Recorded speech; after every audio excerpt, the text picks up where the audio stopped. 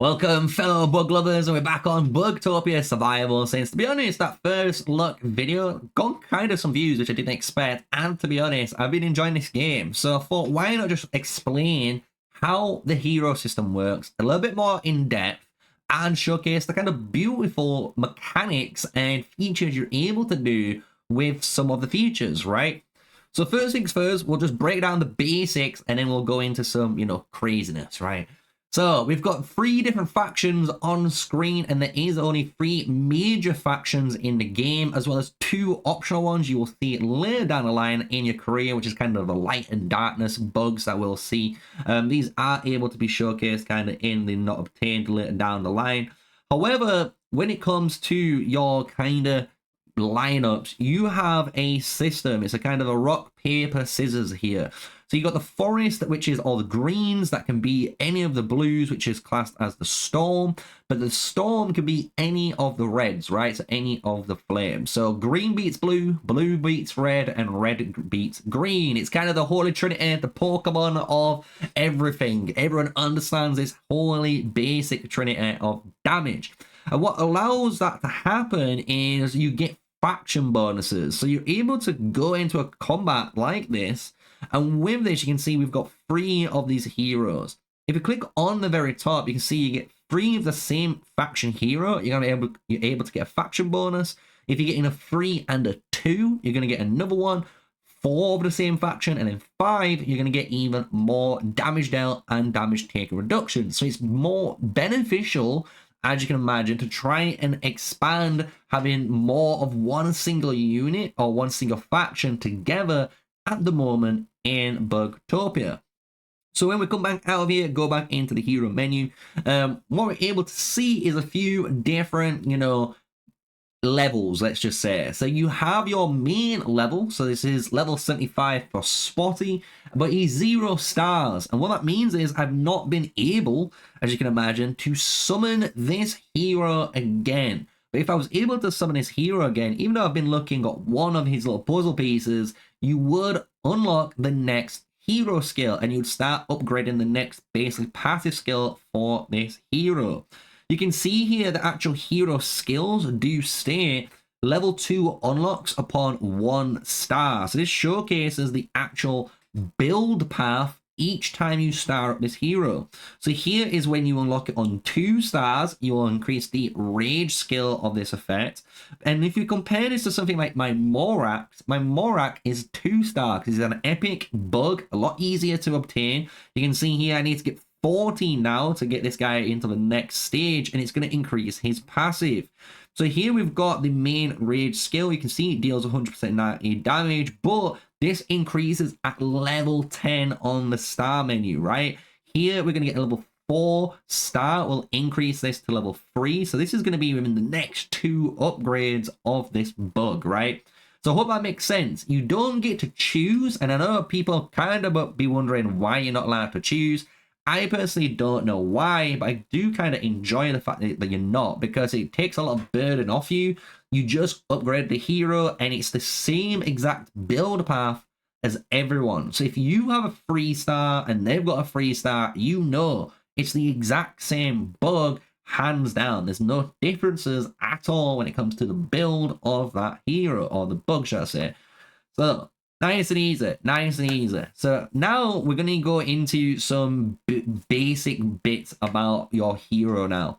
So every hero in this game do have additional buffs. So it is very beneficial to unlock as many heroes as you can, at least at the beginning, just to get those buffs. So you can see Morax here, building time shortens by 3 minutes. So anytime I build anything, it instantly cuts 3 minutes off the build time, and that's not even including the alliance help, which you can imagine is going to reduce it even further. But you can look at different heroes and they've all got their own. This is giving me a 3% healing pool capacity. Here is a training resource reduction. We've got now building time shortens by 5 minutes. You can see how you're able to get different passives on different heroes. So it is honestly beneficial to try and unlock as many heroes as you can. And I can imagine in the game, there's going to be more epic heroes and maybe blue heroes to come. This is early access. Remember, this is early access, and for the initial hero pool, not too bad. Not too bad at all. There's not too many and there's not too little, and it covers every category really, really well, right? So you're probably wondering how to obtain heroes, how do you level up heroes, and all that jazz, right? So first things first, to obtain heroes, it's not too hard. You just need to go into your nursery, which is at the little top here. It's a little seed thing. Click on this, you're going to be able to hatch here, and you have basically a pity timer of 30. So every 30 attempts, no matter what, you are guaranteed a purple or a orange, so you're able to get a, you know, a epic or a legendary hero in this game, which is really cool. Every 30. But obviously, if you get a 10 pull and you get it earlier, it will reset those chances every time. So it's actually pretty good when it comes to, you know, giving you those heroes. On top of that, you can click on this little top bit here. This showcases the hero pool that you can choose. Gives you all the percentages as well, which is really, really nice. And then down at the bottom is the item probabilities as well. So you can see this actually isn't too bad, guys. It's not too bad at all, but you can see where the better heroes, if you want to say, have that 0.15% on the times 10, but on the singular charge, you have 0.3%, so you have more of a chance, right? So you are able to try and get these guys over the long period of time. On top of this, you have also Faction Hatch. This allows you to, over time, earn Faction Hatch coins, and these hatch coins are for specific heroes. So if you want to unlock a Tempest hero like we do on today, you can see only the Tempest heroes are available, and you get a 1% chance in unlocking that 10 roll, or a 4% chance on getting a singular pieces. And then down here is the 4 and 8% chances on the purple heroes, and then we're coming down again to realistically some really good percentages on different things you need to upgrade your account. So not too bad, honestly, when it comes to it. And the thing is, if you wanted to, if you're a whale, 500 gems, boom, pay. You can change it. Boom, pay. You can change it, right? And it's allowing you just to change and go to any faction and work on that singular faction if you wanted to. So that's one way you can do this. You can obviously do events in the game. One event in a moment you can see here allows you to unlock Achilles. This is one of the legendary fire guys, which is kind of good. Not gonna lie, it allows you to burn heroes and freeze heroes in his double attack, which is kind of cool. And you're able to unlock him for free, guys. So this kind of showcases, look, there is a lot of events you can kind of see going off all at once, and you're able to get a ton of rewards and unlock a ton of heroes too for your account. So let's just talk about unlocking a hero, leveling up a hero, and some of the cool mechanics involved with it, because there is some cool things you can do with this. So in this game, you can see there's different levels, 30, 8, 25, as just a showcase of some. And what you're able to do with these heroes, guys, is as long as they're not level 60 or above, so you haven't promoted them above level 6 there, it is completely free to reset them, which is kind of cool, I'm just going to admit. So if you look at my Sonica here, we can reset her skills, boom, gone, disappeared, level 1, but I receive 100% of that actual stuff back. So if I go, you'll notice if I click on the evolve, I'm able to evolve her exactly where I was, plus 1 extra level, because I had some extra leftovers.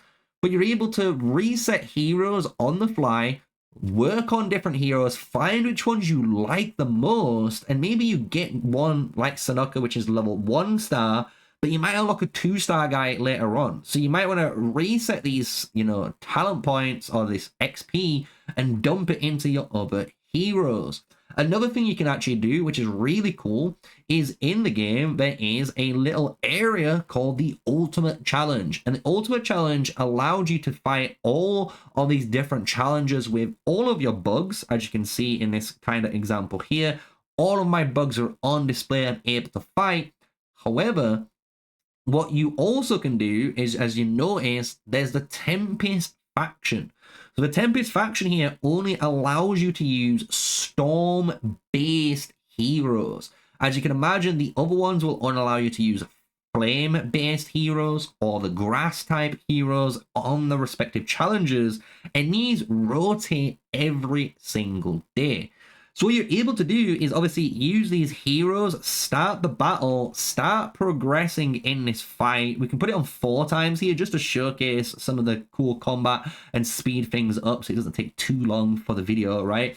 But you can complete this ultimate challenge here, do what you need to do for the day, right, on the Tempest challenge, and then when it rotates to the Ignis faction, you can simply go back to your heroes, go to your Sonica, go to all the other heroes you've been using, and then reset them and level up your other flame-based heroes to get the rewards you need in that ultimate challenge. And it's a really cool way of actually being very flexible in the early game and getting the maximum amount of rewards, and allows you, the player, to get a little bit of time and experience on what each faction really likes to do compared to the other, which is really cool. Really cool about that, right? So I hope you guys have enjoyed this video so far. I've honestly gone through pretty much everything you need to know as a basics when it comes to heroes. We've gone over the different factions, kind of the different, you know, rock, paper, scissors. We've gone through the fact that you've got these different faction bonuses. We've also got, on top of this, you know, the heroes have their extra little bonuses. So we've got the 5 little bonus down here at the bottom.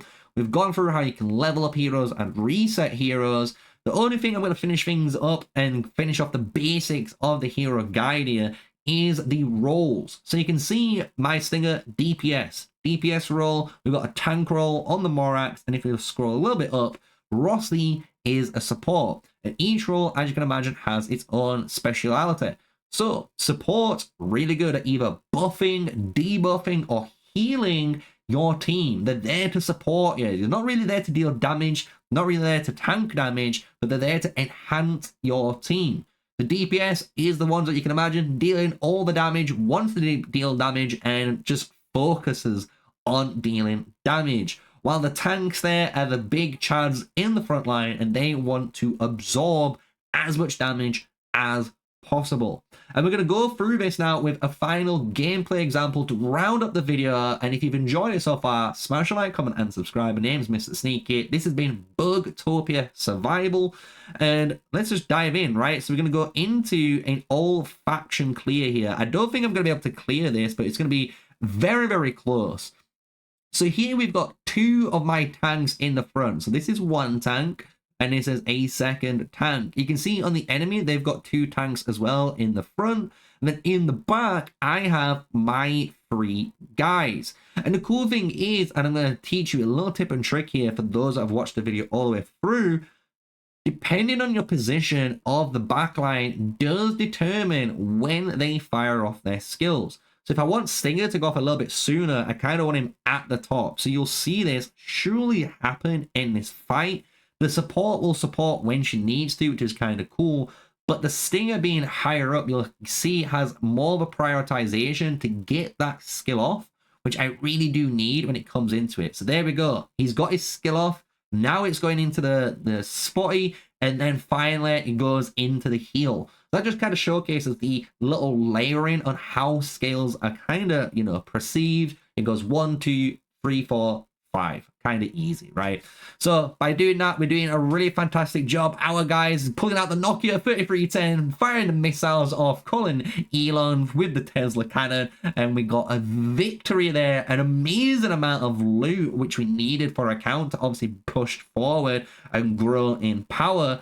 But that hopefully showcases the importance why you need 2 tanks at the front, put your DPS on the spot in the back line, and why the positions of them really do matter when it comes to the Bugtopia survival, little PvP fighting auto battle mechanic, right?